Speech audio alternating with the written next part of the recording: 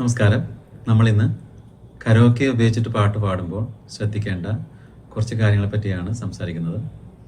നമുക്കറിയാം, അത്യാവശ്യം കുറച്ചൊക്കെ പാടുന്നവരാണെങ്കിൽ കൂടി ഒരു തവണയെങ്കിലും കരോക്കയുടെ കൂടെ പാടി നോക്കാത്തവരായിട്ട് ആരും ഉണ്ടാവില്ല. കാരണം നമുക്ക് അവസരങ്ങൾ ഇപ്പോൾ ഒരുപാടുണ്ട്. ഇപ്പോൾ സോഷ്യൽ മീഡിയ വഴിയാണെങ്കിൽ ഇപ്പോൾ ഫേസ്ബുക്ക്, അല്ലെങ്കിൽ ഇൻസ്റ്റാഗ്രാം, യൂട്യൂബ്, അല്ലെങ്കിൽ സ്റ്റാർ മേക്കർ, ഇങ്ങനെയുള്ള മീഡിയകളിലൊക്കെ കൂടെ നമുക്കിനി പാടാനുള്ള ഒരുപാട് അവസരങ്ങൾ ഉണ്ടാവാറുണ്ട്. ഇപ്പോൾ അതേപോലെ നമുക്കൊരു കല്യാണ റിസപ്ഷൻ ആണെങ്കിലും, ഒരു ഓഫീസ് പ്രോഗ്രാം ആണെങ്കിലും, ഒരു ക്ലബിൻ്റെ പ്രോഗ്രാം ആണെങ്കിലും, സ്കൂളുകളിലാണെങ്കിലും ഒരുപാട് അവസരങ്ങൾ നമുക്ക് പാടാനും അതേപോലെ ഡാൻസിനൊക്കെ വേണ്ടി ഉണ്ടാവാറുണ്ട്. അപ്പോൾ അങ്ങനെ നമ്മൾ കരോക്കെ ഉപയോഗിച്ചിട്ട് പാട്ട് പാടുമ്പോൾ ശ്രദ്ധിക്കേണ്ട കുറച്ച് കാര്യങ്ങളെ പറ്റി ഇന്ന് പറയാം. അപ്പോൾ നമ്മൾ ആദ്യം ശ്രദ്ധിക്കേണ്ട ഒരു കാര്യം, നമ്മൾ ചൂസ് ചെയ്യുന്ന പാട്ട്, നമ്മൾ എടുക്കുന്ന പാട്ട് നമുക്കത് ഈസിയായിട്ട് പഠിക്കാൻ പറ്റുമോ, നമുക്ക് പറ്റിയ പാട്ടാണോ, നമ്മുടെ കഴിവിനൊത്ത പാട്ടാണോ എന്ന് നോക്കിയിട്ട് വേണം ഒരു പാട്ട് സെലക്ട് ചെയ്യാനായിട്ട്. അതിപ്പോൾ റേഞ്ചിൻ്റെ കാര്യത്തിലാണെങ്കിലും സംഗതിയുടെ കാര്യത്തിലാണെങ്കിലും ശരിയാണ്. ചിലപ്പോൾ നമ്മളൊരു പാട്ട് സെലക്ട് ചെയ്യുമ്പോൾ ചിലപ്പോൾ ഭയങ്കര ഹൈ പിച്ചുള്ള പാട്ടാണെങ്കിൽ നമുക്ക് ചിലപ്പോൾ ടോപ്പിലേക്കൊക്കെ അത്രയും പാടി ഫലിപ്പിക്കാനായിട്ട് ബുദ്ധിമുട്ടായിരിക്കും. അതേപോലെ ചില സംഗതികൾ ടഫായിട്ടുള്ള പാട്ടുകളുണ്ടാവും, അതും നമുക്ക് ചിലപ്പോൾ പറ്റില്ല. അപ്പോൾ അത് അങ്ങനത്തെ എളുപ്പമുള്ളൊരു പാട്ട് നോക്കി ചൂസ് ചെയ്യുന്നതായിരിക്കും എപ്പോഴും നല്ലത്. പിന്നെ പാട്ട് സെലക്ട് ചെയ്ത് കഴിഞ്ഞാൽ പിന്നെ ശ്രദ്ധിക്കേണ്ട കാര്യം, ആ പാട്ട് നമ്മൾ ഒരുപാട് തവണ കേൾക്കുക. കാരണം നമ്മളൊരു പാട്ട് ഒരുപാട് തവണ കേട്ട് കഴിഞ്ഞാൽ നമുക്ക് പാട്ട് പഠിക്കാൻ കുറച്ചുകൂടി ഈസിയാവും. ആ ട്യൂണൊക്കെ നമ്മുടെ മനസ്സിൽ പതിഞ്ഞ് കിട്ടും. എന്നിട്ട് മാത്രം നമ്മൾ ആ പാട്ട് പഠിക്കാനായിട്ട് ശ്രമിക്കുക. ഇപ്പോൾ യൂട്യൂബ് നോക്കിയാണ് നമ്മൾ പാട്ട് പഠിക്കുന്നതെങ്കിൽ അതിനകത്ത് നമുക്ക് സ്പീഡ് ചേഞ്ച് ചെയ്യാൻ പറ്റും. സെറ്റിങ്സിൽ പോയിട്ട് നമുക്ക് പ്ലേ ബാക്ക് സ്പീഡ് അഡ്ജസ്റ്റ് ചെയ്യാൻ പറ്റും. അപ്പോൾ ഇതിൽ ഫാസ്റ്റ് ആയിട്ടുള്ള പാട്ടൊക്കെ ആണെങ്കിൽ നമുക്ക് വളരെ സ്ലോ ആയിട്ട് നമുക്ക് എടുത്തിട്ട് ആ സ്പീഡിൽ നമുക്ക് പതിയെ നമ്മുടെ ഇഷ്ടത്തിന് പാടി പഠിക്കാവുന്നതാണ്.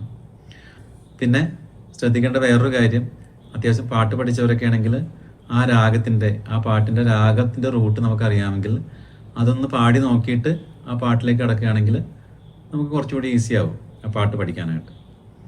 ഈ പാട്ട് പഠിക്കുമ്പോൾ നമുക്ക് അതിൻ്റെ നൊട്ടേഷൻ അറിയാമെങ്കിൽ, പാട്ട് പഠിക്കുന്നവരൊക്കെ ആണെങ്കിൽ ചിലപ്പോൾ നോട്ട്സൊക്കെ അറിയാമെങ്കിൽ അതിലൂടെ പഠിക്കുന്നത് എളുപ്പമായിരിക്കും. അല്ലെങ്കിൽ നമുക്കിപ്പോൾ പാട്ട് പഠിക്കാത്തവരൊക്കെ ആണെങ്കിൽ നമുക്കിപ്പോൾ തനന അല്ലെങ്കിൽ ലലലാക്ക് ഉപയോഗിച്ചിട്ട് പാട്ട് പാടാം. ഇപ്പോൾ എക്സാമ്പിൾ, നീരാടുവാൻ നിളയിൽ നീരാടുവാൻ, ഈ പാട്ടാണ് പഠിക്കുന്നതെങ്കിൽ നമുക്ക് അതിൻ്റെ ഒരു വരി പ്ലേ ചെയ്തിട്ട് താരാരാര തരരാരാരാരാ, ഇനി അതല്ലെങ്കിൽ ലാ ലാ ലാ ലാ ലാ ലാ ലാ ലാ, അങ്ങനെ നമുക്ക് ഉപയോഗിച്ച് പഠിക്കുകയാണെങ്കിൽ കുറച്ചുകൂടി ആ ട്യൂൺ നമുക്ക് കുറച്ചുകൂടി ഐഡൻറ്റിഫൈ ചെയ്യാൻ പറ്റും.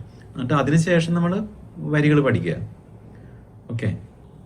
പിന്നെ ശ്രദ്ധിക്കേണ്ട വേറൊരു കാര്യം, നമ്മൾ ഹൈ പിച്ച് പലർക്കും പാടാൻ പറ്റാറില്ല. പ്രത്യേകിച്ച് ഫീമെയിൽ സിംഗേഴ്സിനാണ് കൂടുതൽ അങ്ങനെ വരാറുള്ളത്. ക്ലാസിക്കൽ മ്യൂസിക് മാത്രം അല്ലെങ്കിൽ പഠിക്കുന്ന, അല്ലെങ്കിൽ ഫിലിം മ്യൂസിക് ഒന്നും ട്രൈ ചെയ്യാത്തവർക്ക് അങ്ങനെ പാടുന്ന ഒരു അവസരം വരുമ്പോൾ അവർക്ക് ചിലപ്പോൾ റേഞ്ച് പാടാൻ ബുദ്ധിമുട്ട് വരും. അപ്പോൾ അങ്ങനെയുള്ള ആൾക്കാർക്ക് വേണ്ടിയിട്ട് നമുക്ക് വേണമെങ്കിൽ പിച്ച് അഡ്ജസ്റ്റ് ചെയ്യാൻ പറ്റും. സ്റ്റുഡിയോകളിലൊക്കെ നമുക്ക് ആ സോഫ്റ്റ്വെയറിൽ നമുക്ക് പിച്ച് കുറച്ച് കുറയ്ക്കാൻ പറ്റും. അത് 1-2 നോട്ടൊക്കെ നമുക്ക് കുറച്ച് കഴിഞ്ഞാൽ അത് കുറച്ചുകൂടി നമുക്ക് കംഫർട്ടായിട്ട് മുകളിലേക്ക് ഈസി ആയിട്ട് പാടാൻ പറ്റും. അപ്പോൾ അങ്ങനെ പിച്ച് അഡ്ജസ്റ്റ് ചെയ്തിട്ട് നമുക്ക് പാടാൻ ബുദ്ധിമുട്ടുള്ള ആൾക്കാർക്കൊക്കെ അങ്ങനെ യൂസ് ചെയ്തിട്ട് പാടാവുന്നതാണ്. പിന്നെ ശ്രദ്ധിക്കേണ്ട വേറൊരു കാര്യം, നമ്മൾ ഈ രാഗം ബേസ്ഡ് സോങ്സ് പഠിക്കുകയാണെങ്കിൽ കുറച്ചുകൂടി നല്ലതായിരിക്കും. ഇപ്പം മോഹന രാഗം, ഈ രാഗത്തിലൊക്കെ ഒരുപാട് പാട്ടുകൾ ഫിലിമിൽ ഉണ്ടാവാറുണ്ട്. അപ്പോൾ മോഹന രാഗത്തിലുള്ളൊരു പാട്ട് സെലക്ട് ചെയ്തിട്ട് ആ പാട്ട് പഠിച്ചു കഴിഞ്ഞതിന് ശേഷം ആ രാഗത്തിൽ തന്നെയുള്ള വേറെ 2-3 പാട്ടുകളോട് പഠിക്കുകയാണെങ്കിൽ നമുക്ക് ആ പാട്ടുകൾ കുറച്ചുകൂടി ഈസി ആയിട്ട് പഠിച്ച് പാടാൻ പറ്റും നമുക്ക്. അതിൻ്റെ കാരണം നമുക്ക് ആ ഒരു പാട്ട് പഠിച്ചു കഴിയുമ്പോൾ തന്നെ നമുക്ക് അതിൻ്റെ റൂട്ട് നമുക്ക് മനസ്സിലേക്ക് പതിയുമല്ലോ. അപ്പോൾ അതിനുശേഷം നമുക്ക് അടുത്ത പാട്ട് പാടുമ്പോൾ നമുക്ക് കുറച്ചുകൂടി ആ പാട്ടിൻ്റെ ട്യൂണൊക്കെ നമുക്ക് മനസ്സിൽ കുറച്ചുകൂടി പതിഞ്ഞ് കിട്ടും. അപ്പോൾ അങ്ങനെയുള്ള പാട്ടുകൾ അടുപ്പിച്ച് പഠിക്കുകയാണെങ്കിൽ അത് നല്ലതായിരിക്കുള്ളൂ പാട്ട് പഠിക്കാനായിട്ട്. ഇപ്പോൾ ഈ രീതിയിൽ പാട്ട് പഠിച്ചു കഴിഞ്ഞതിന് ശേഷം ഇതിൻ്റെ ഒറിജിനലിൻ്റെ കൂടെ നമ്മൾ പാട്ട് കുറേ തവണ പാടി നോക്കുക. അത് നമ്മൾ ഫോണിൽ വെച്ച് പ്ലേ ചെയ്ത് പാടാതെ ഒരു ബ്ലൂടൂത്ത് സ്പീക്കറിലേക്ക് കണക്ട് ചെയ്ത് പാടുകയാണെങ്കിൽ കുറച്ചുകൂടി നല്ലതായിരിക്കും. കാരണം നമ്മൾ ഫോണിലാകുമ്പോൾ അതിന് വോളിയം കുറവായിരിക്കുള്ളൂ. അപ്പോൾ നമ്മൾ അതിൻ്റെ കൂടെ പാടുമ്പോൾ എന്താ സംഭവിക്കുന്നതെന്ന് വെച്ചാൽ നമ്മുടെ വോളിയം കൂടുതൽ കേൾക്കുമ്പോൾ നമുക്ക് ആ പാട്ട് ശ്രദ്ധിക്കാൻ പറ്റാതെ വരും.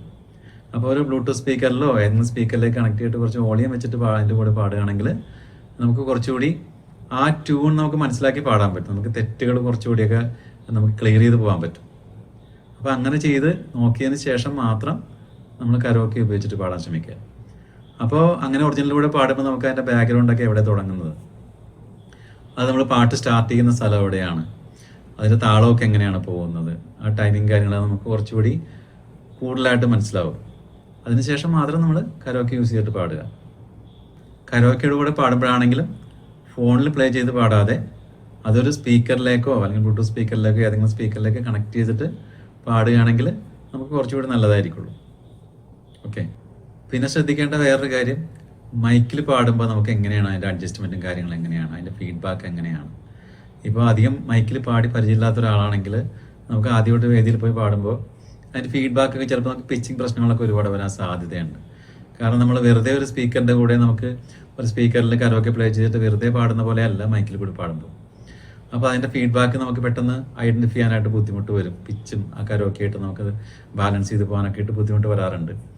അപ്പോൾ അതിനുവേണ്ടി നമ്മുടെ വീട്ടിൽ ഒരു ബ്ലൂടൂത്ത് സ്പീക്കറും മൈക്കും അല്ലെങ്കിൽ അങ്ങനെ സ്പീക്കറും മൈക്കും അങ്ങനെയുള്ള പാടാനുള്ള ഒരു സംവിധാനം നമുക്ക് വീട്ടിൽ തന്നെ ഉണ്ടെങ്കിൽ നമുക്ക് അങ്ങനെ പാടി നോക്കി കുറച്ചുകൂടി എക്സ്പീരിയൻസ്ഡ് ആവാൻ പറ്റും. അങ്ങനെ പ്രാക്ടീസ് ഉള്ള ഒരാൾ ഒരു വേദിയിൽ പോയി മൈക്കിൽ പാടുമ്പോൾ നമുക്ക് കുറച്ചുകൂടി അത് മനസ്സിലാക്കി അധികം പിച്ചിങ് പ്രശ്നമൊന്നും ഇല്ലാതെ നമുക്ക് പാടാൻ പറ്റും. പിന്നെ ശ്രദ്ധിക്കേണ്ട വേറൊരു കാര്യം, നമ്മളൊരു വേദിയിൽ പാടാൻ ചെല്ലുമ്പോൾ ആ മൈക്ക് നമ്മളൊന്ന് ചെക്ക് ചെയ്തിട്ട് വേണം പാടാനായിട്ട്. സാധാരണ പലരും അതിന് തട്ടി നോക്കുകയോ മുട്ടി നോക്കുകയൊക്കെയാണ് ചെയ്യാറുള്ളത്. അപ്പം അങ്ങനെ ചെയ്യാതെ നമ്മൾ ശബ്ദം ഉപയോഗിച്ചിട്ട് തന്നെ അത് ചെക്ക് ചെയ്യുക. ഹലോ ചെക്ക്, ഹലോ, അങ്ങനെ എന്തെങ്കിലും നമ്മൾ ചെക്ക് ചെയ്തിട്ട് പാടാൻ ശ്രമിക്കുകയാണെങ്കിൽ കുറച്ചുകൂടി നല്ലതായിരിക്കും. അതിൻ്റെ കാരണം നമുക്ക് മുൻപ് പാടിയിട്ടുള്ള ഒരാൾ ചിലപ്പോൾ അയാൾക്ക് ചിലപ്പോൾ നമ്മളേലും വോളിയം കുറവുള്ള ഒരാളാണെങ്കിൽ ആ മൈക്ക് ഓപ്പറേറ്റർ, സിസ്റ്റം ഓപ്പറേറ്റർ അത് ആ വോളിയം കുറച്ചുകൂടി കൂട്ടിയായിരിക്കും, ഗെയിൻ കൂട്ടിയായിരിക്കും അവർ സെറ്റ് ചെയ്ത് വെച്ചിരിക്കുന്നത്. അപ്പോൾ നമ്മൾ പാടാൻ ചെല്ലുമ്പോൾ ചെക്ക് ചെയ്യാതെയാണ് പാടുന്നതെങ്കിൽ ആ പാട്ട് തുടങ്ങുമ്പോൾ തന്നെ ഭയങ്കര വോളിയത്തിൽ നമുക്ക് നമ്മുടെ ശബ്ദം പുറത്തേക്ക് വരുമ്പോൾ നമുക്ക് ആ പിച്ചിങ് പ്രശ്നം വരാൻ സാധ്യതയുണ്ട്. പിച്ച് ഔട്ടായി പോകും. നമുക്ക് ആ ഓർക്കസ്ട്രയുടെ അല്ലെങ്കിൽ ബാക്ക്ഗ്രൗണ്ട് മ്യൂസിക് നമുക്ക് ഐഡൻറ്റിഫൈ ചെയ്യാൻ പറ്റാതെ വരും. അപ്പോൾ കുറച്ച് നേരത്തേക്ക് നമ്മുടെ ശബ്ദം പിച്ചിങ് പ്രശ്നം അല്ലെങ്കിൽ പിച്ച് ഔട്ടായിട്ട് പോകും. അപ്പോൾ പിന്നീടായിരിക്കും അവർ മൈക്ക് അഡ്ജസ്റ്റ് ചെയ്യണത്, നമ്മുടെ വോളിയം ലെവൽ ചെയ്യണത്. അപ്പോൾ അതുവരെ നമ്മുടെ പാട്ട് ചിലപ്പോൾ വീക്കായി പോകും, പിച്ച് ഔട്ടൊക്കെ ആവാൻ സാധ്യതയുണ്ട്. അപ്പോൾ അതുകൊണ്ട് മൈക്ക് ചെക്ക് ചെയ്തിട്ട് വേണം നമ്മൾ പാടാനായിട്ട്. 1-2 പ്രാവശ്യം ചെക്ക് ചെയ്യുന്നതുകൊണ്ട് തെറ്റില്ല. അപ്പോൾ ഓപ്പറേറ്റർ ഇത് ബാലൻസ് ചെയ്തോളും. അപ്പോൾ ഇത്രയും പറഞ്ഞ കാര്യങ്ങൾ നിങ്ങൾക്ക് ഉപകാരപ്രദമാവും എന്ന് വിചാരിക്കുന്നു. അപ്പോൾ എന്തായാലും നിങ്ങളുടെ വിലയേറിയ അഭിപ്രായങ്ങൾ അറിയിക്കുക കമൻസിലൂടെ. അപ്പോൾ ഇനി മറ്റൊരു വീഡിയോയിലൂടെ നമുക്ക് വീണ്ടും കാണാം. നന്ദി.